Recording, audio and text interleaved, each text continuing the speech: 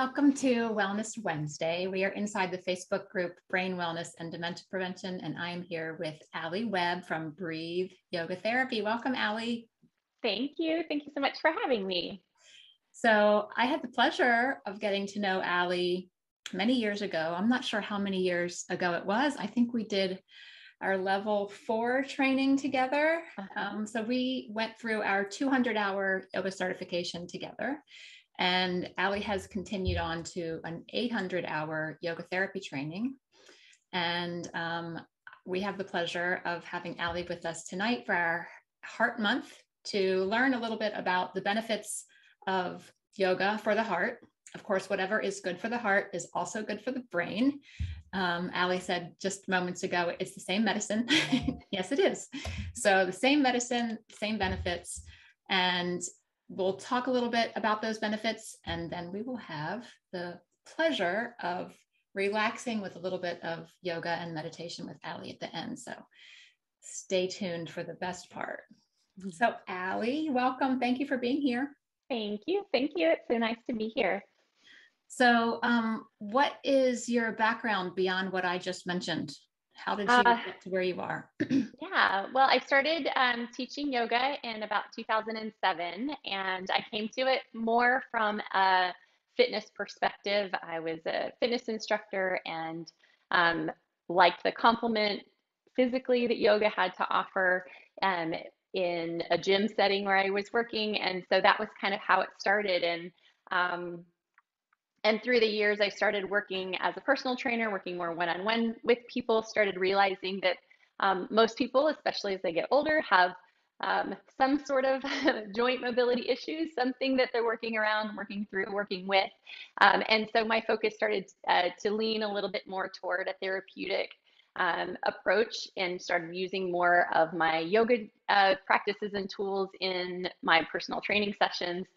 And then kind of became aware of what yoga therapy is and what it offers, and even came into yoga therapy from more that personal trainer, that fitness, physical aspect of how it can help people.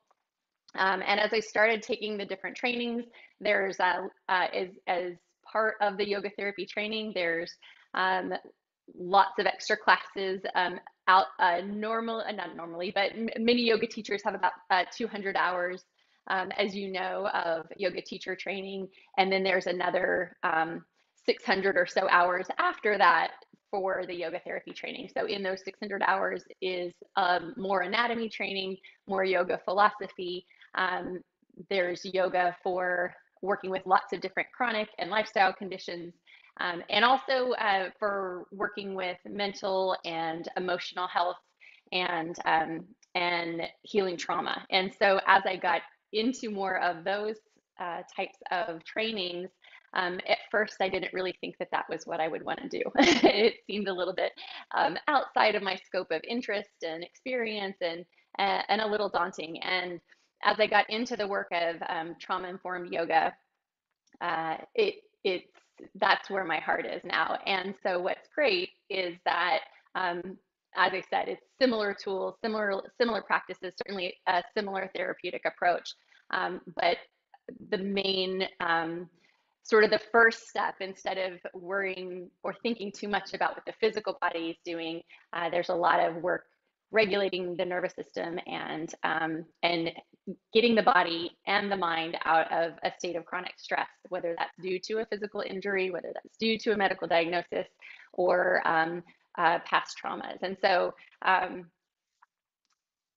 what started simply for wanting people to help people move better became more of a just this mission to help people have and live a better life, to find their life's purpose, to, regardless of whatever circumstances they're facing, to be able to live the best life and the life that they were meant to live. And so, so that's kind of where I am now. The journey that's taken me, my own personal journey, has followed a similar trajectory, and it's exciting work to do. It's something that everybody can benefit from.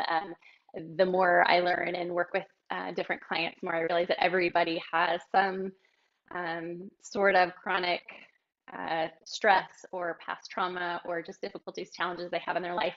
And so nobody is not in need of these tools. Right. What was there like an aha moment for you where you decided, okay, I'm going to focus on this more trauma informed yoga instead of just the fitness aspect of it? Yeah, I think, I guess I'm fortunate in that I don't have any what we sometimes call big T traumas in my life. Um, Nothing that would stand out and somebody would say, oh, yes, look at that same big thing she had to overcome and get through life. And so it felt like something that if I couldn't really relate to it, how could I really help somebody with it? And the more, as I said, I got into the education of what trauma is and how it shows up and what it can be and how it's not an event, it's the body's response to circumstances. I started realizing that I, just like everyone else, have some traumas to work through. And really, in the course of my training became my practice. And as I started using these tools for myself and started being able to live a different life than I was living before, it just became something that I felt compelled to share with as many people as possible. So definitely my own personal journey that I didn't even know I had to take. Didn't even know I was going to have a journey. And then it ended up being something that it's just, yeah, I just want to share with everybody that I can. Right. I know many yoga teachers who go through yoga training kind of for the personal development, even if they Yeah. don't want to take it, because it can be so beneficial, just like you mentioned, can take you on a journey you didn't know you were supposed to go on. And thank you Exactly. for mentioning big T trauma. If we can just touch on that, like the difference Sure. between a big T trauma and a little T trauma, and how that's different, and how, like you said, everybody might have Yeah. little T traumas in their life that can impact their stress level. Yeah. We might think of a big T trauma as, some sort of big accident, being involved in a natural disaster, um, severe abuse, or, living in a war zone, or anything like that. That's just kind of like obvious what we would think of as a traumatic event. But what we find with compound trauma, and particularly just the toxic stress from difficult experiences, difficult relationships, that so many of us almost chalk up to just our normal. That's just how I grew up. Um, it can be things, as I said, that are more sort of obvious, like um, physical or sexual abuse. But it can also be growing up with a parent with a mental illness, or a parent with a substance abuse issue, or even in poverty, growing up not knowing for sure if things are, if you're always going to be provided with your bare needs. And even when you're too young to really recognize those things, and even if you feel like you're a well-adjusted adult, decades later, the body still is affected by those things. This body is still, when we're young and we don't even know we're responding with an automatic stress response. We're learning how to survive in that circumstance, and that situation that we're put in as infants. And so the brain chemistry and the body chemistry starts to change uh, to be safe. It's a survival mechanism, and so then our brain learns how to respond. And so then as we get older and we are dealing with just regular being grown up stresses, we're somebody who had a lot of adverse childhood experiences, is their body and their brain is going to react in a different way maybe than somebody who didn't have those same experiences, who maybe always felt safe and always felt like they were taken care of and loved and supported. And so what they found in some studies, and there's a lot of research out there on adverse childhood experiences and how these experiences that we may have been exposed to under the age of 18 can lead to big health issues down the road, from cancer to autoimmune diseases, to obesity, diabetes, heart disease. And what's great is that, as I'm sure y'all have discussed here, the brain is changeable. It's plastic, and so we can teach the brain how to respond differently. And that's what's super exciting about these different yoga tools, especially tools like meditation and breath work, when we're calming the mind down, calming the brain down, letting it know that everything is okay, so that it can start to rewrite how it responds in different situations, instead of reacting to the way that it learned to respond when it was under stress. Right. So you've already started to touch on the benefits of yoga, and if you can expand on that, we're focused on our heart month, Yeah. but anything that involves decreasing inflammation, calming the nervous system, getting into the parasympathetic nervous system. Share with us a little bit about how yoga helps us there. Sure. Yeah, one of the probably most obvious benefits of yoga for the heart is that it helps to reduce stress, and how it helps to reduce stress. And I guess too, um, it's probably useful to point out that yoga is more than the physical poses we might see in a magazine or on Instagram. And so what people think of as yoga may not exactly be the yoga that we're talking about here today. That's necessarily, it's great for exercise and movement. The physical practice of yoga has tons of great benefits, but the main benefits of yoga that we're kind of talking about here are the yoga tools like meditation, and even in the movement, it's kind of how you move more than the poses that you're doing necessarily. And so we can move the body in a slower, gentler, sort of more rhythmic, calming way, as opposed to if we were doing a yoga class with the intention of building strength and a little bit of cardiovascular exercise, which is also great, and that's just a different practice. But we can do a movement practice that's gentle and flowing and moving with the breath. And as we're doing that practice of the breath and the movement and that gentle continuous flow is sending messages to the brain that everything is fine, everything is calm. It's a similar response that we might get if we were rocking a baby, or just the relaxation we would have of kind of rocking in a chair, or if you're nervous and you're rocking in your seat. It's that same kind of self-soothing that we do when we're children, and as adults we learn to sit still and not do those things. And so we unlearn how to use those self-regulation tools. And in a yoga practice, physically we might use our movement for that purpose. And then also when we slow down our breath is a huge part of our yoga practice, the first thing that we do when we sit down on our mats. And when we slow our breath down and we take deeper breaths and breathe into the diaphragm, again, that's sending more and more calming messages to the brain that everything is fine. And then when we're in that state of calm and rest, it allows our brain to not have to be on high alert. And so then when we get into meditative states, there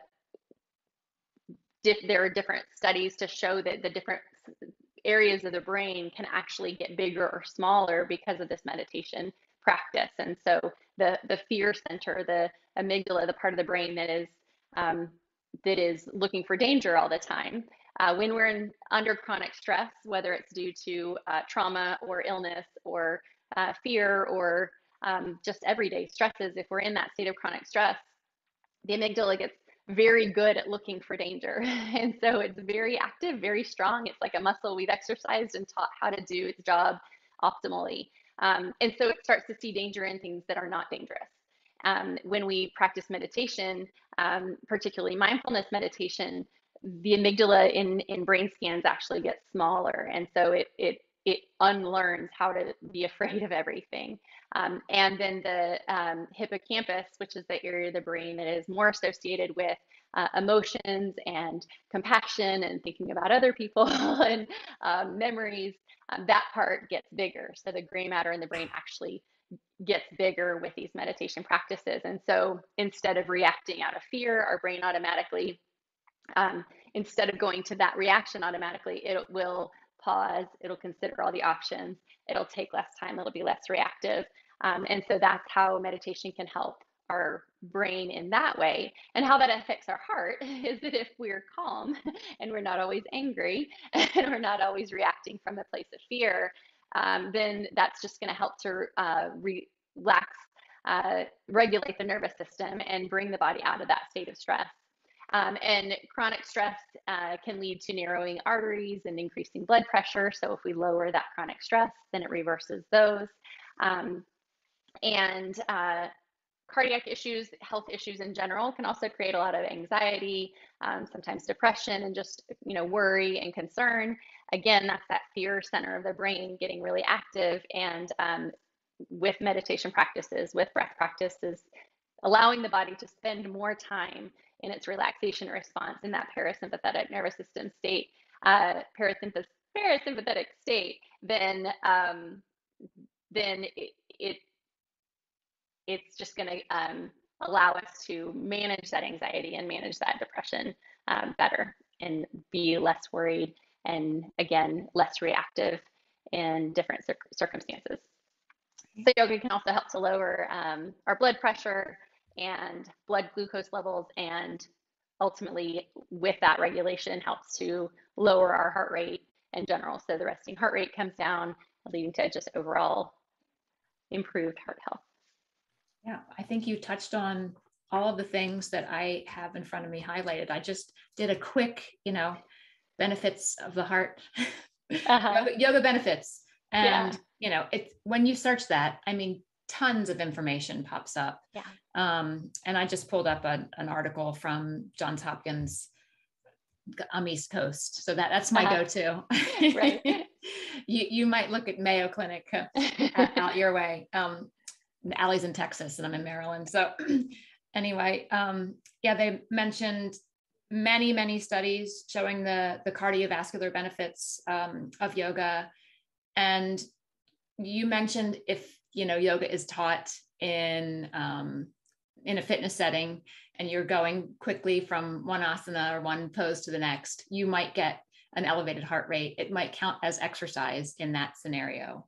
But I'm also glad that you mentioned the benefits of just the breathing and the meditation, because I've had a lot of people come to me say, I can't do yoga. I'm overweight, or I'm not flexible, or so.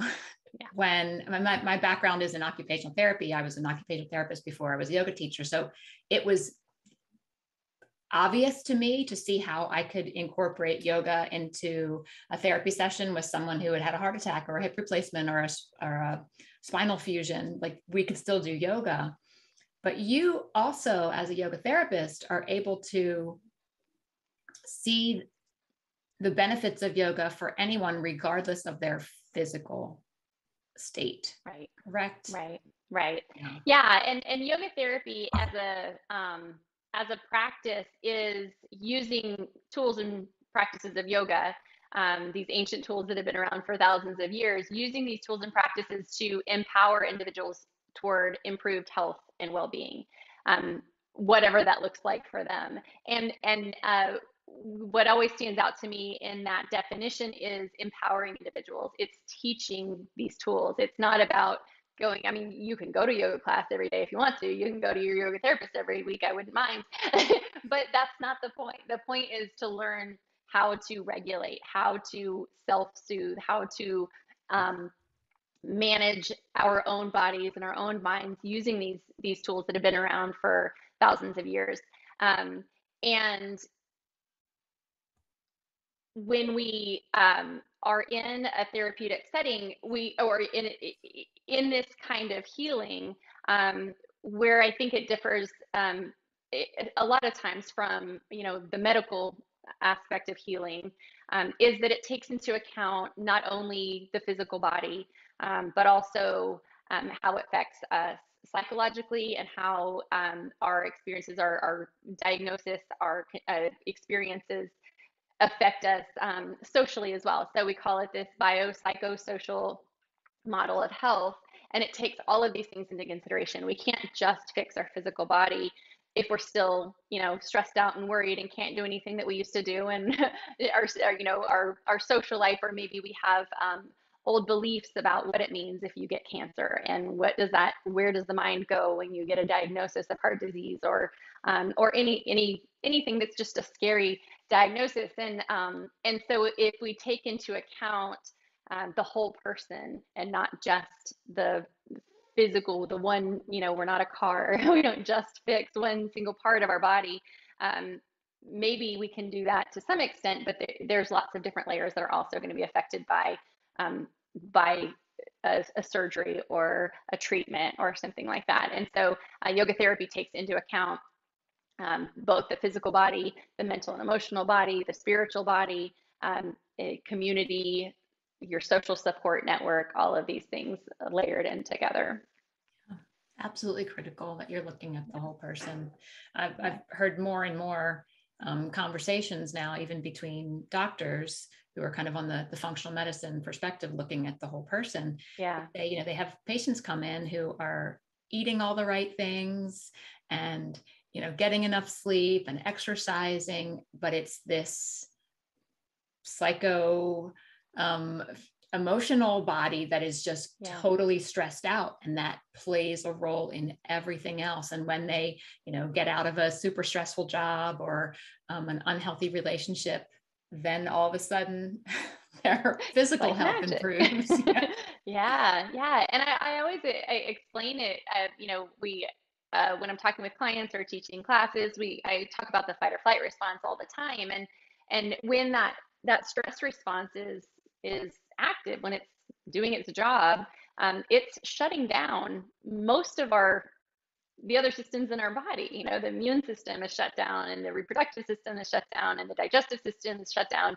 Everything is put on pause so we can run away from the tiger or the burning building or whatever danger, immediate threat, this acute short-term threat that we should be getting away from. But when we live in a constant state of that, our brain doesn't recognize the difference between perceived danger, which may just be a traffic jam, or an actual danger like, the burning building or the tiger. And so if our brain is sending messages to our body that we are under attack, then none of those systems are working the way they're designed to work. The stress response is designed to shoot up, work real hard, and then come back down.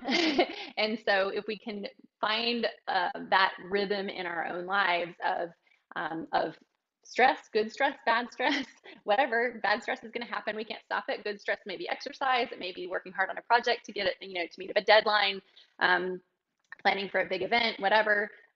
There's good stresses. We're supposed to be able to handle those. And then we're also supposed to come down after that and spend time in that relaxation response, resting and digesting, and letting all of those systems work the way they're supposed to, so that we're ready for the next stress, good or bad, and then we're ready to relax. And that's just not the way most of us tend to live our life. And we don't oftentimes even know that, because it's our normal. It's maybe been our normal our whole life. If we've grew up in a household that was chaotic, and then maybe we marry into a household that's chaotic, and maybe we create a household that's chaotic, and that can have a huge effect. And likewise, if whatever the stressors are, if we find ourselves just chronically being exposed to them, then our brain's going to act like it's chronically exposed to them.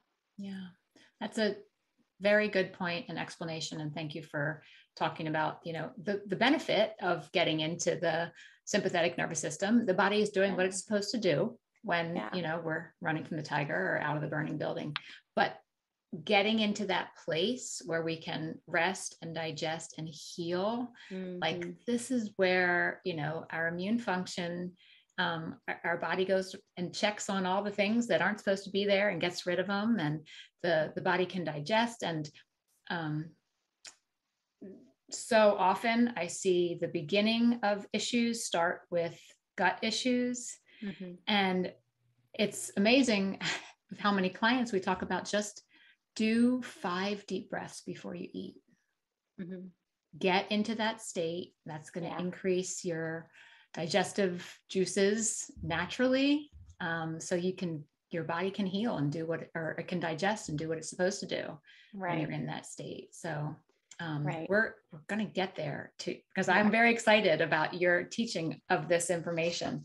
But I want to make sure we get A couple more questions answered, and I want people to be able to find you. That in this little article that I have in front of me, I think you mentioned some of the things already, like yoga helps to obviously relax the body and mind and decrease cortisol. So we probably have heard of cortisol. It's the kind of the stress hormone, not the immediate stress hormone.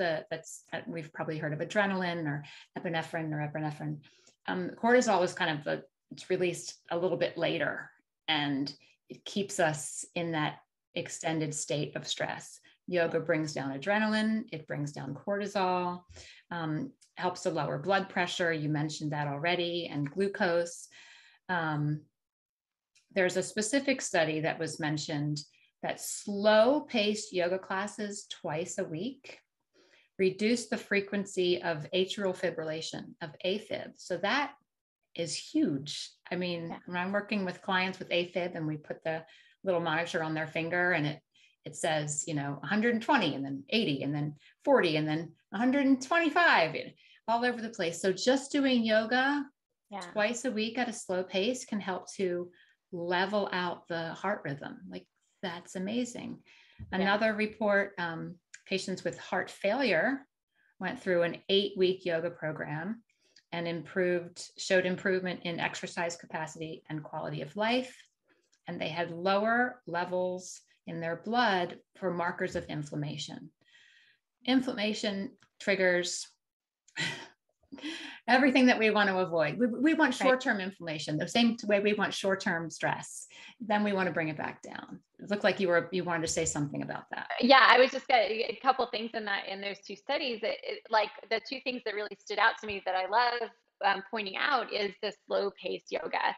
I know as a yoga teacher, I still teach at a fitness center. And luckily I've been there a long time and they like me, but I have new people come all the time and they're like, it's just, I was looking for more of a workout. And I understand that.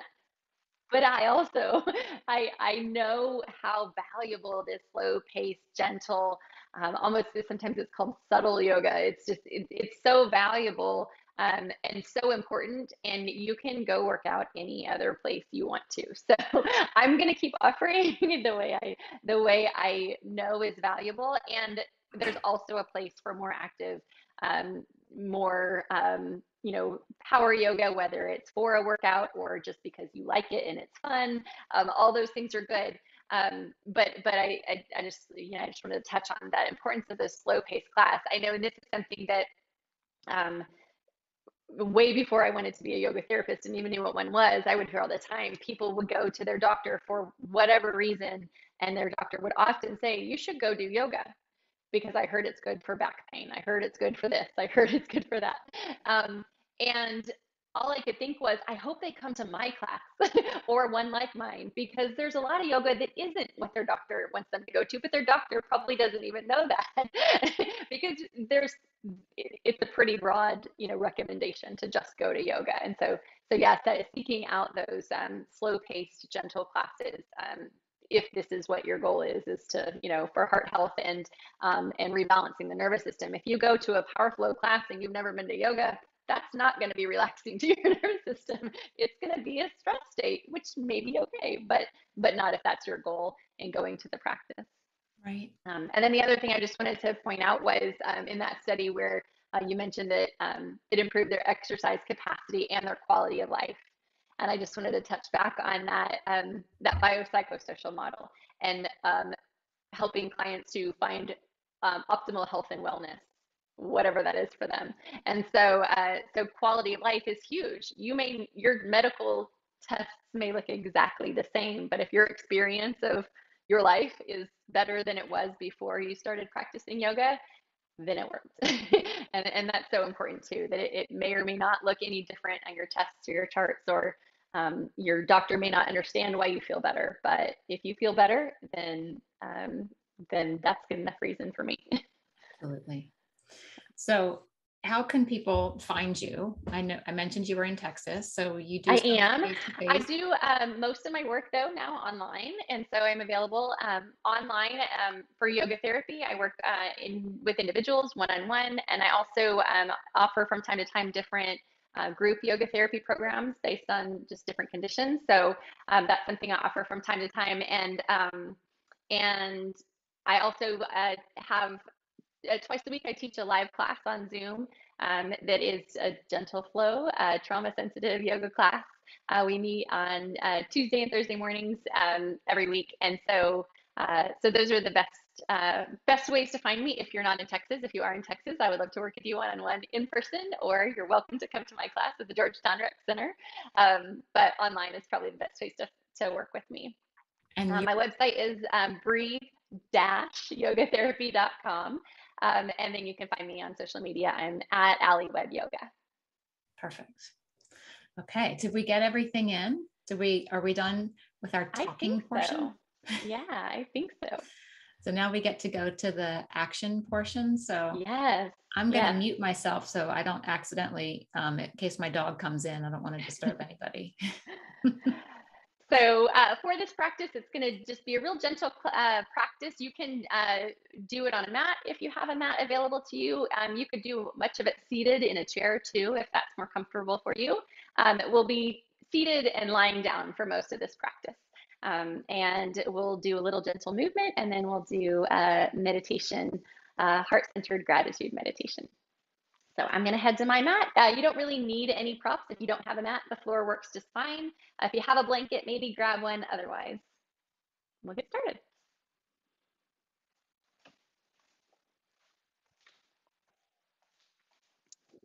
All right. So we'll just begin seated. And if you're on the floor, if you'd like to sit up on maybe a blanket, a pillow, bolster, anything like that, that's perfect. Anywhere that just feels comfortable for you. And however you want to sit is perfect too. Crossing the legs if that feels good for you. Maybe legs are out in front, soles of the feet can be together. Again, we can also be seated in a chair.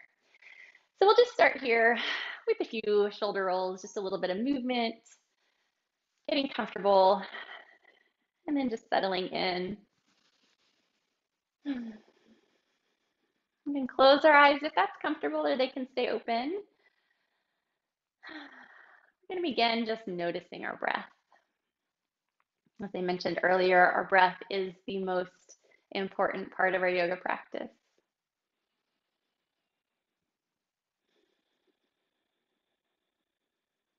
And I've heard it said, if you're doing yoga poses and holding your breath or not focusing on your breath, you're just doing exercise.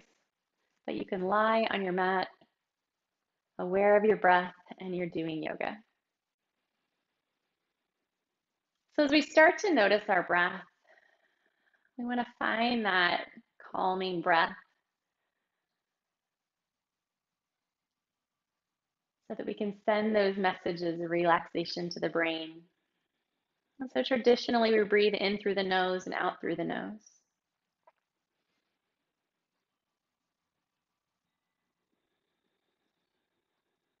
And this nose breathing is a little bit more calming than if we were breathing through the mouth.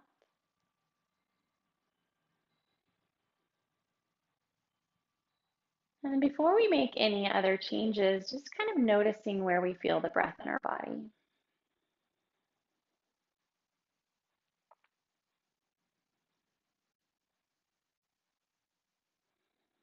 Maybe we notice it kind of in the throat or the chest.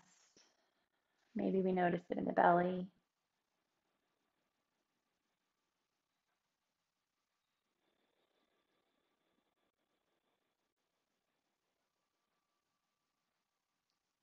And as we begin to just extend our breath a little bit, breathing in a little bit longer,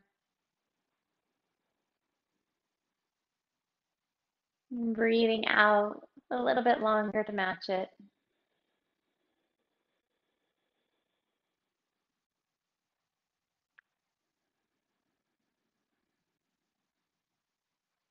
We're slowing down the rate of our breath, the number of breaths we're taking per minute. We're lowering that number.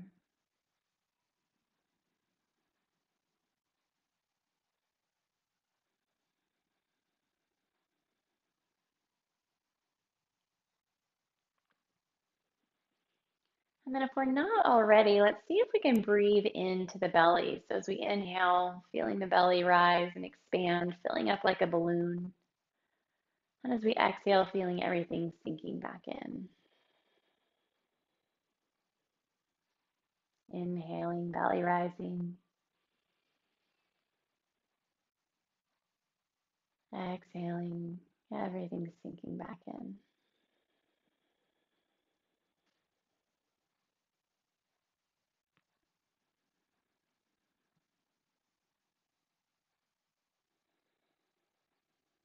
And let's bring our hands to the heart center. Let's bring both hands here just to rest gently in the center of the chest. Continuing our deep breath. And just starting to imagine the breath at the heart center, right where our hands are.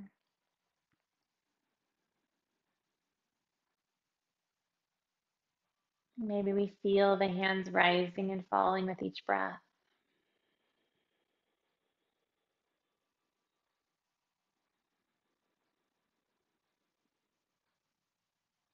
As we feel ourselves breathing into this heart space and feeling that gentle support, gentle pressure of the hands, and feeling a sense of compassion here for ourselves. Love for being right where we are, acceptance,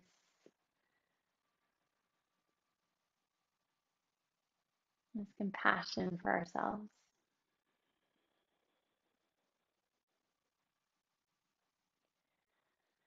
Maybe just noticing how it feels to be held here, breathing into this heart space.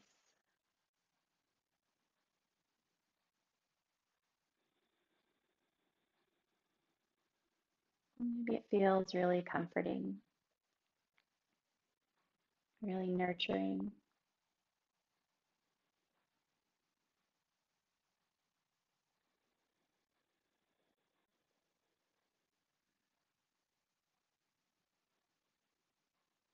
We can keep this feeling of self-compassion and nurturing and care as we move through our practice, even as we start to move our hands away from this heart space. And so we're going to breathe into this heart space a little bit more, adding in some movement here too. So let's just bring the hands to heart center, palms together, fingers pointed up. And we'll continue these deep breaths as we start to move. As we inhale here, let's open up through the heart, just opening up the arms in a way that feels comfortable, kind of opening up through the chest a little bit. And then as we exhale, we'll bring the hands back into center. Inhaling, opening up, expanding the heart. And exhaling, coming back in. We're just going to flow with our breath here and thinking about letting this movement just kind of be whatever your body needs for it to be today. So it can be a bigger movement, it can be a little bit smaller range of motion. We can extend those arms up a little bit if we want to, maybe let them drop low. Maybe it's a little bit more of a circle sweep. Maybe it's more of an opening and closing motion. Just letting our body move in its own way, being open to exploring different options.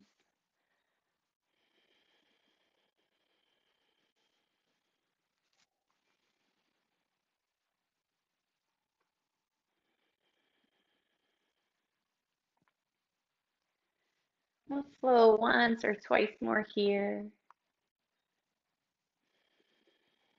finding our own pace, moving with our own breath.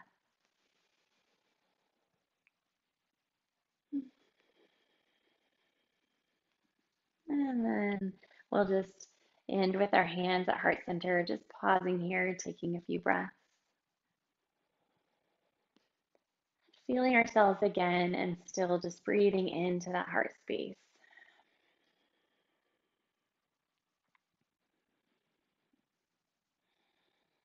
Bring the hands to rest gently on our knees or our thighs, and we can adjust and shake out and stretch those legs anytime we'd like to.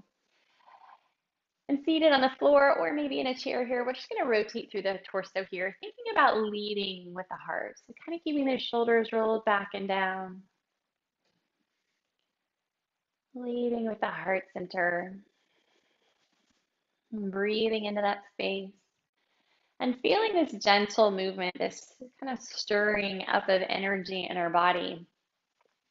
When we think about a slow flow yoga class that's rebalancing to the nervous system, we talked a little bit about this continuous flow.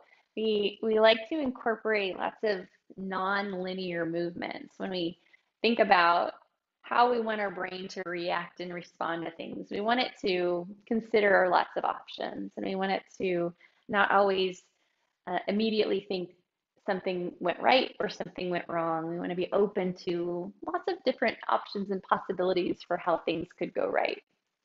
And so we can invite that sense and feeling, and we can start to learn to be familiar with what it feels like to move in a way that feels fluid and a little predictable, but also open to change. So let's change the direction of our circle here. And as we let our body move, we can explore different paces of our movement. We can explore a different range of motion. Maybe there's a different kind of pattern or rhythm to our movement. It doesn't have to be the same every time. There's no right or wrong way to be moving our body. We're just moving our body with awareness, with compassion, with some joy, finding what feels good in our movement.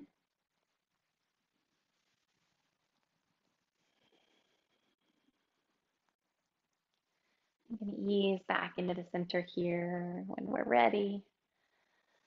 And just a couple shoulder rolls back and down here, and then settling in.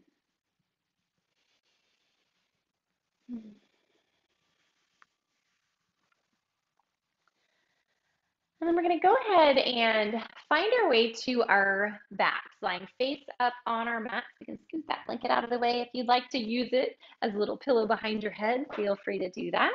Just getting comfortable here. We're going to do a little movement through the hips, a little bit more chest expansion, some heart openers before going into our heart-centered meditation. And we'll do our heart-centered meditation lying down, so we're nice and comfortable.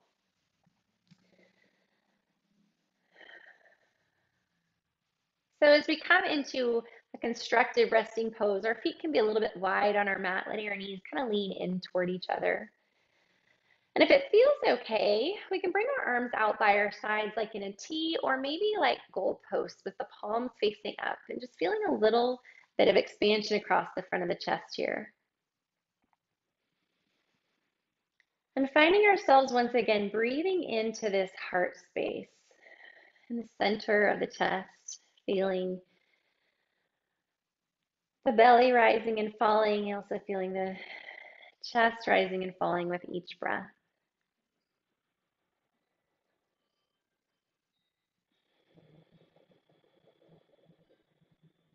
I'm going to take a deep breath in here as we exhale.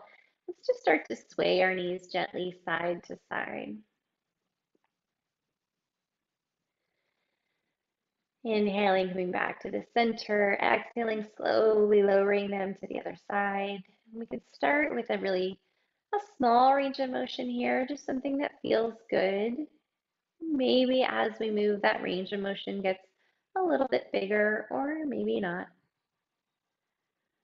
Just noticing how the hips are feeling, the lower back. Breathing into that heart space, sending love and compassion to our bodies, moving them in a way that feels really good, that feels productive, and it feels loving and joyful. And so if we find ourselves in a movement that doesn't feel great, we can just choose to not go there again.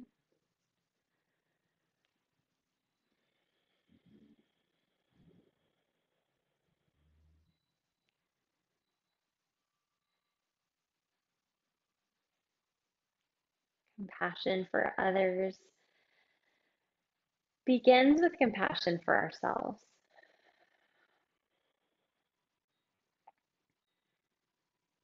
So reframing our movement and our effort, all the things that we take in, the exercise we get, the healthy food we eat. We consider all of those things to be like gifts that we're giving ourselves, all those little acts of self-care and self-love.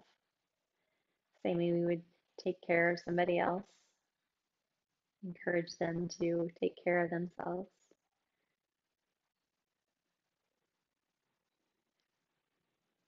And let's start to bring the knees back into the center here. And we'll just hug our knees into our chest, holding behind the thighs, gently rocking side to side.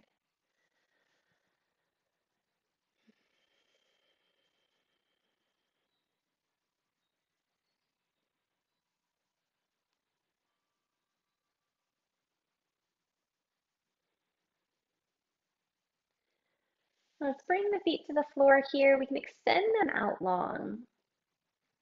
Kind of pointing our toes in one direction. We can stretch our arms overhead, stretching through the whole front of the body, breathing into the heart center.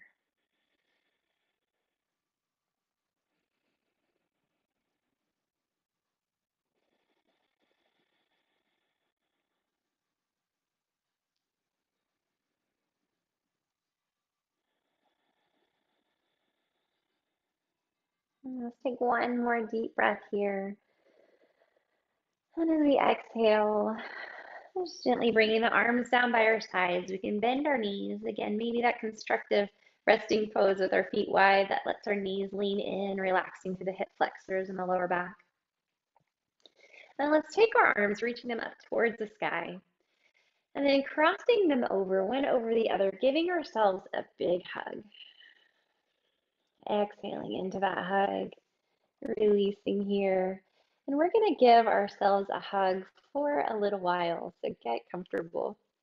Imagine this is a hug that we're giving to somebody who we are so excited to see.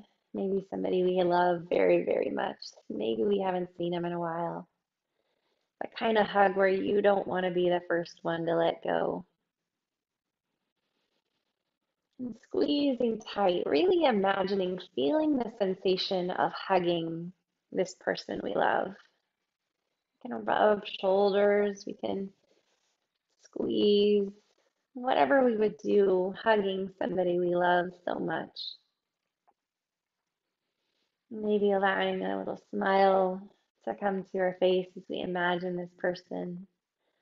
Maybe it's somebody who we could hug today. Maybe it's somebody that we wouldn't be able to hug today, whoever it is, somebody from our past, somebody from our present, somebody who you would love to give a hug to right now, just picturing that person.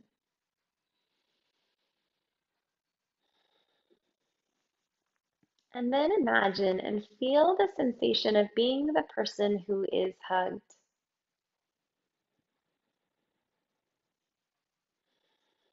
Feeling what it would feel like to be hugged by this person we love so much.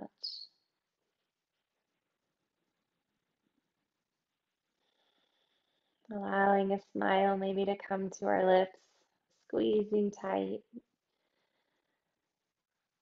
Noticing how it feels to be both the giver and the receiver of this affection, this love, this hug.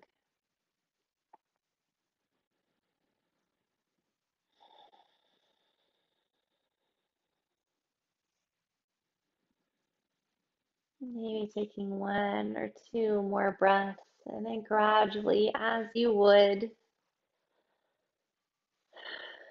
starting to come out of that hug, however you'd like to. Maybe a few little arm squeezes, maybe a shoulder rub.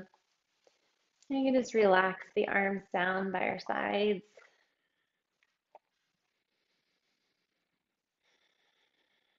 As we get ready for our meditation, just allowing ourselves to just move and adjust in any way that feels comfortable. As we're lying here, you're welcome to be seated for meditation if you prefer. But if we're lying here, just allowing the spine to be long. The arms can rest down by your sides if it feels more comfortable, maybe letting the hands rest on the hips or the belly, maybe the hands resting on the thighs. Just somewhere where the whole body can be at rest.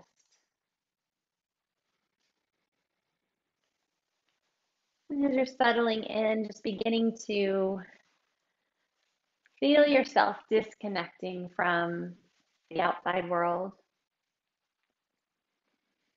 Feeling relaxation beginning to flow through you as you notice your breath.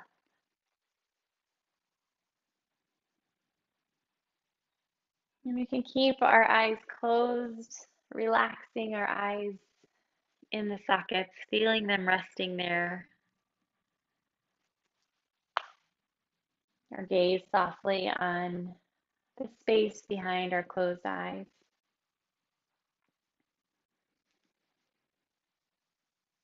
Feeling our bodies sinking deeper and deeper into the surface that's supporting us. Allowing the body just to rest.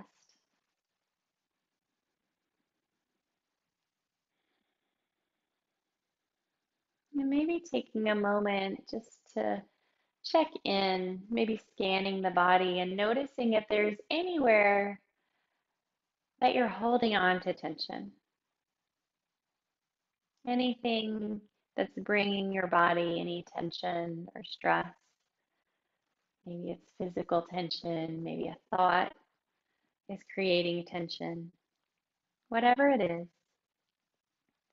scanning your body and taking the time to soften any knots or tension.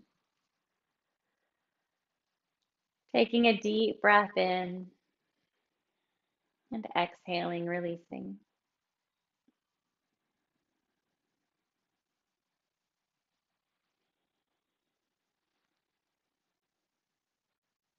As we breathe in this next time, inhaling completely and pausing just for a moment as you reach the top of the breath. And then exhaling with a contented sigh.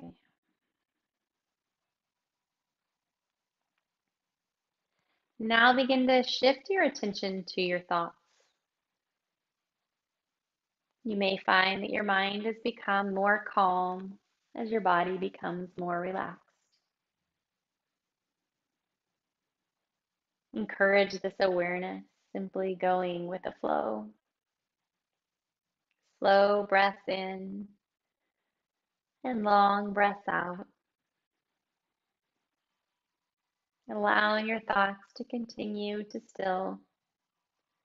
And if any external thoughts come to mind, and they may, when we have that awareness in that noticing, simply coming back to the breath. Taking a deep breath in and release, releasing any scattered thoughts. Another slow inhale and long exhale, letting go. Breathing in once again, pausing for a moment, and exhaling completely.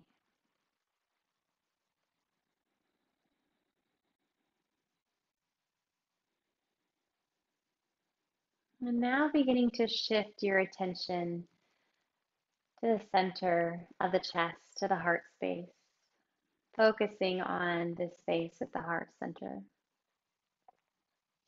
We often take the heart for granted, going about each day, not noticing all the work that it does for us. If you'd like to here, we can place one or both hands on this heart space. Or maybe just imagining the hands at the heart space if we prefer. Feeling each heartbeat here. Hearing each heartbeat. Simply connecting with this miraculous, living, moving heart that brings life to every part of your body. What thoughts come up for you as you connect to your heart? What sensations arise?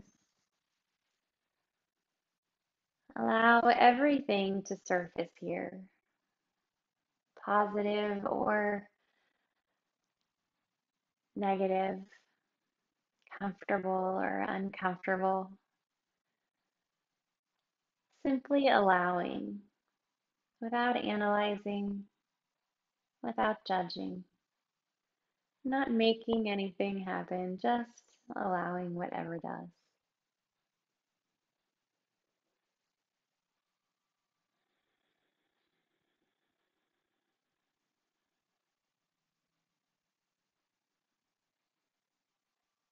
And now begin to imagine a bright green light beginning to glow just beneath the surface, glowing from the inside of the heart. Seeing this light in your mind's eye, what does it look like? What shade of green is it? What does it feel like? Imagining this green light as the energy of compassion. Imagine this green glow flowing through all of the channels, all of the vessels, all of the cells of the heart, cleansing and healing, offering compassion to everything it touches, shining the light on old hurts, resolving past grudges, clearing away anything that brings heaviness to the heart.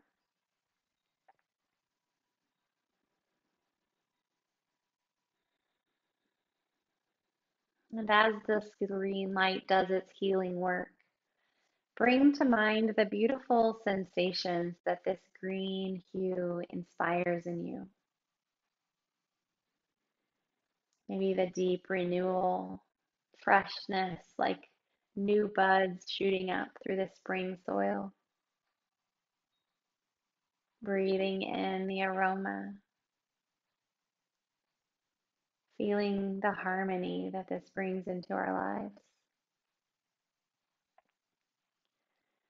Balancing giving and receiving, and inspiring our hearts to thrive and find fullness.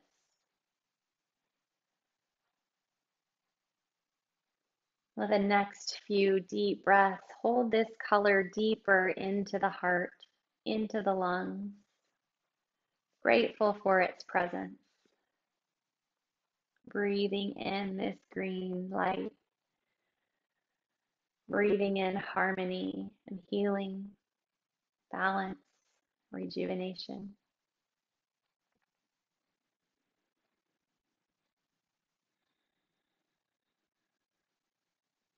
And now envision a golden light circling your heart, swirling through the green color. Take a few moments to connect to this gold light. What does it look like? What does it feel like? Feeling this gold color emanating from your heart, glowing from your chest, spreading throughout your entire body. This gold light inspires gratitude in the heart, carrying that gratitude to every part of your body, saturating the body, the mind, the spirit with strength as well. Feel the gold working with the green to heal all of the shadows of the heart, relieving it of any heaviness, infusing it with courage and strength. Imagine the gold becoming more rich and vibrant with each inhale, and going deeper and deeper into the heart with each exhale.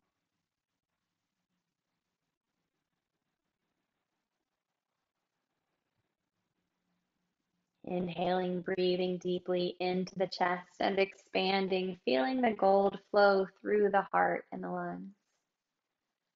Another inhale, deepening the color, and exhale, feeling it heal and strengthen the heart. Feeling your heart healed and open. When your heart is open, it becomes easier to let gratitude in.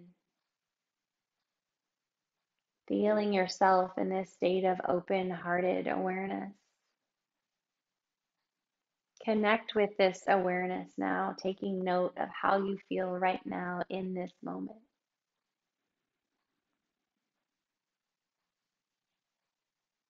Holding the hands to the heart, noticing your heart rate, noticing the beat of your heart.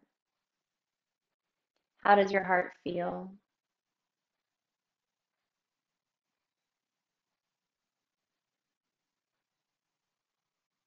Sitting in this stillness, allowing gratitude to continue to pour into the heart.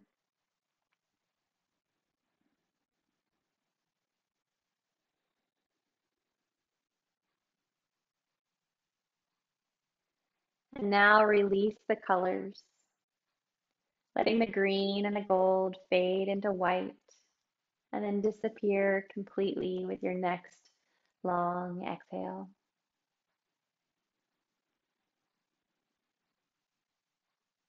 Bringing your awareness back to your breath in your body. Awareness back to your physical body and to the space that we're in.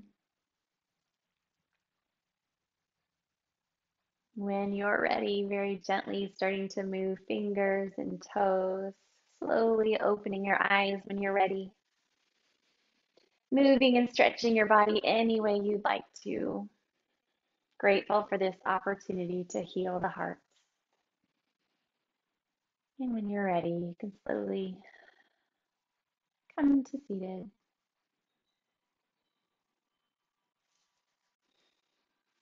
The light in me sees and honors the light in you. Namaste. Allie, that was fabulous. Oh, thank Fabulous. you. I got a hug from my mom tonight. I've never done that Oh, before. oh, I Love love it. that. She was the inspiration for this group. So thank you so Yes. much. Oh, thank you for having me. It's my honor. Yeah. Have a happy or a well Wednesday. Good night, everybody.